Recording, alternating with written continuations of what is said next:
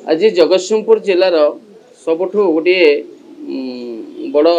प्रसंग जोटा कि हंसुआ नदी आपण मैंने विगत दिन में देखिथे। हंसुआ नदी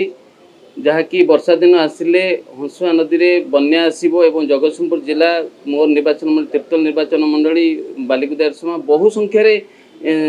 फसल हानि हुए और चाषी मैंने बहुत माने क्षति सहती। किंतु दुखर कथा हूँ हंसुआर नदी हूँ हंसुआ नदी हूँ नाटा हूँ नदी किंतु ताहा हूँ गोटे ड्रेनेज डिपार्टमेंट अंडर अच्छी जहाँ फल सेटार पुनरुद्धार करें इवन भी से नदी भी नदी बंध भी ना।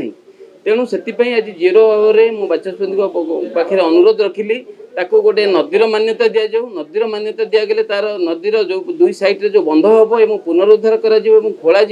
जहाँफल यार दीर्घ हूँ 112 किलोमीटर माने जगतसिंहपुर जिलार आरंभ कंदरपुर आरंभ कर जटाधारी मुहाणी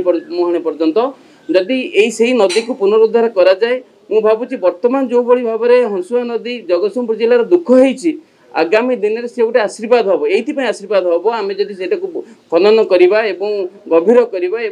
खरा दिने से पानी संरक्षित हो चाषी भाई माने हजार हजार हेक्टर चाष जमी विभिन्न पनीपरिया फसल भी करेंगे जहाँफल से उपकृत हो पारे। तेणु मु बाचस्पति पाखे यह अनुरोध रखिली मु आशा रखी यहाँ जो हंसुआ नदी ड्रेनेज डिपार्टमेंट अच्छी से ड्रेनेज बेली